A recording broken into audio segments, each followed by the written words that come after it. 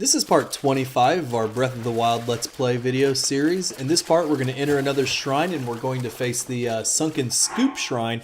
But before we get there, I'm going to get my revenge on that Lizalfo that one-shotted me at the end of the last part. And I'm going to buff up a little bit to take him on this time, though. That's how you do it right there. Like, now me, I usually avoid the enemies in the first place if I can. And if they do get me, I'm like, well, I better not get my revenge. I better just run past this guy. You know, that's not how I roll. This is not really an option that I usually take right here. But, you know, every once in a while, like you said, if somebody does you like that, you got to get back at them. Oh, I was determined, and I normally don't like using like the elixirs that give you an attack or a defense up when you're facing like these lower level enemies. But this early on in the game, like you saw what happened. The one bow shot took my entire health, so I wanted to go ahead and use a defense boosting elixir. Yeah. So to make sure I could at least take one shot from him before I drop dead, like I did in the last part. But normally I try to save those elixirs for like the more powerful mini bosses and the bosses that we face a little later in the game. But in this case, I wanted to make sure I killed that guy. Now, it's kind of weird because we're in part 25 and you still only have 4 hearts, which is nothing wrong. Because like I said, everybody's going to play Breath of the Wild differently.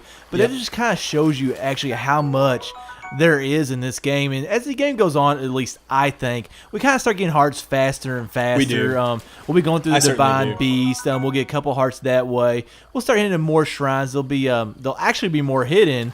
But just, we'll kind of, I don't know, we'll look for more, I guess. We kind of go out of our way a little bit more to find them. Like in some of the later parts that I've recorded so far, it's just, there have been a few parts where I've specifically gone in thinking, let me get, 2 or 3 more shrines so I can get the next heart or stamina upgrade. Especially when I was trying to get enough hearts to get, kind of a really important item a little later in the game. But so later on, we will encounter more shrines. They, like you said, though, they're going to be a lot more hidden. Like early on in the game, it's great to find these ones out in the middle of nowhere that are just so easy to spot. But later on, they're a little more hidden, but I do feel like there's still shrines all over the place. Now me, like I pretty much went to Kakariko Village right away after I got off the Great Plateau. And once again, that's just one of the reasons I love Breath of the Wild is because like everybody is going to do their no, not that. Not had enough to drink. Everybody's going to kind of play the game their own way, and that's just the difference between me and you. Is like I say you're more detail oriented, like in this game and like in video games overall. Like you kind of like to go around, you like to kill the enemies, you like to collect stuff, just kind of see what's all around you. Whereas me, I'm more progressive guy. I really just like to get from point A to point B. And one thing that I really struggle with this game, I think I did pretty well at it, is I try to get away from that progressive attitude and kind of explore more and see what all the game had to offer. And I think that's really the way to enjoy Breath of the Wild. And everyone's going to enjoy it their own way. Some people just do dungeon, Ganon, done, boom. But for me, like I loved exploring. I love open world games in general. Like you said, I do tend to wander a lot, collect stuff. I'm pretty sure I've spent half the gameplay so far making food and elixirs. But it's just like I really enjoy that aspect of this game, that you literally can play it any way you want to. And for me, that's just my style. I like to explore. I like to run around. If I see something in the distance that looks mildly interesting, I'm going to go check it out. So it is part of the reason, like you said, we're up to part 25, and I'm only in, I think this is the 8th shrine that I've hit so far, and 4 of them were in the opening, and 4 of them were in the opening area. So some people will definitely load up on their hearts and stamina a little quicker than I did. See, now I'm a little mixed between open world and kind of having more of a structure or linearity in the game. Now, I've not played a lot of open world games, so maybe as I play more like Zelda and other games, maybe my thoughts will change a little bit, but I kind of like elements of both. Yeah, I love open world. I love being able to go wherever I want to. But I do also like structure a little bit because I feel like that helps out the story. Like, if you progress in the game a certain way, I think we kind of talked about maybe Skyrim. I've never played Skyrim. Yeah. But I believe it was open world, but you kind of had to do things in like a certain order, if that's correct. Yep. Okay, but like that's just, I kind of like that. Like, yes, let me explore, let me do a lot of stuff. At the same time, give me a little structure so I can get the story and how the game is supposed to flow. So maybe that'll change, but that's how I like games.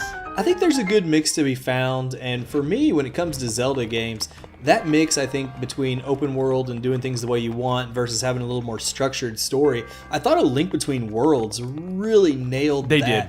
Where it's like, yes, you could explore in both Hyrule and Lorule. You could do the dungeons in basically any order you wanted to, but the game world was so small that it always felt like you were still progressing from dungeon to dungeon to dungeon. Yeah. And I think that's where that happy middle ground is. It was kind of an open world game from the sense that you could basically go anywhere you wanted once you got to low rule, and you could do things in any order, but it was small enough that it still felt like you were even if you're collecting my maze or whatever, you were still progressing. And this game world was just so huge that you kind of lose that sense of progression a little bit. Well, it had structure in that you had 3 dungeons, then the light world, then you got the master sword, then you had like Hyrule Castle. Exactly. Then you went to the dark world, so there was a little structure there. And it's very funny that you bring that up, because I actually tweeted that out about Link Between Worlds. Like, yeah, it was open world as much as it can be for a handheld. Exactly. But at the same time, it had structure, and like you nailed it with what you just said, is it had that perfect balance for me. And I kind of wish this game might have more than that, but at the same time,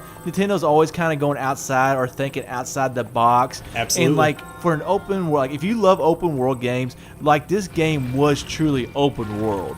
Agreed, and we've mentioned this I believe before, but it's like the game world itself really is like the star of this game. And Yeah. I'm glad they did the experiment to try an open world game. I'm really curious to see which direction they decide to go next, because I mean obviously this game has been universally acclaimed. I mean, it's been the reviews have been through the roof, but there is still Complaints. a lot of people who miss kind of the traditional Zelda structure, and I give Nintendo all the credit in the world for trying something different with a franchise this successful. But there is that group out there that thinks they, or that states that they want the more traditional dungeon, progression.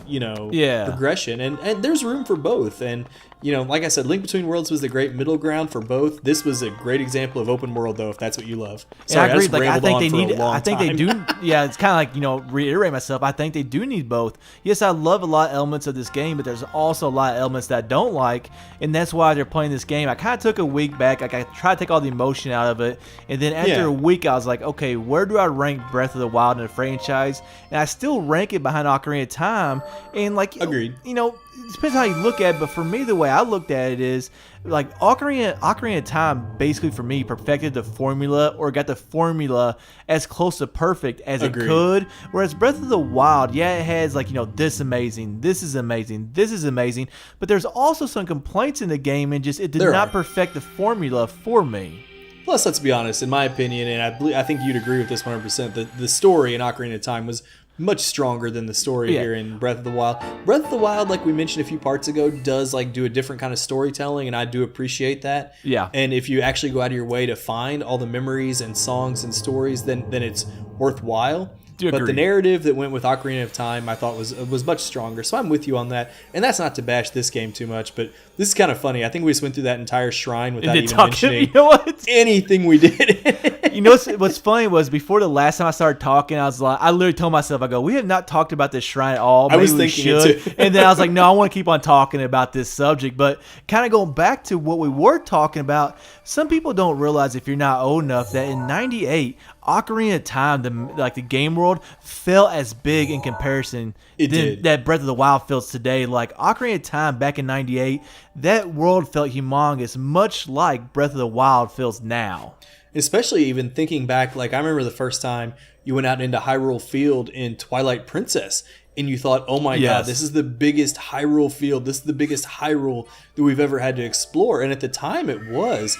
But for me, like, I'm familiar with your Skyrims, your Witchers, even Grand Theft Auto, when it comes to open world games. So Breath of the Wild is huge. And I know people have like map comparisons out there saying how big this is compared to, like I said, compared to your Skyrim or your Witcher or your Grand Theft Auto. Yeah. But it's still, when you're used to open worlds, it does make this game feel a little more manageable. But if you're not used to it and you're just used to the regular Zelda, man, walking out into that overworld or jumping off the Great Plateau and seeing how much of the world there is, it can be an overwhelming moment. If this was your first Zelda game, congratulations, you got lucky.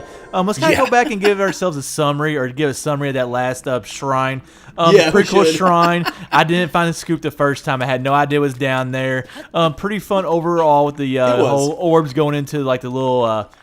the little, I don't know what you call it, the slot form, I guess. That was kind of cool. I really liked that, and that's basically all I had to say on that shrine. It was a relatively easy shrine if you could find the scoop, but the concept of using the scoop to like pick up the ball out of the water, I thought was just something neat. And it's just, again, something fun we hadn't really gotten in any Zelda games, but now that we're headed back to the Temple of Time, this will go ahead and wrap up part 25 of Breath of the Wild.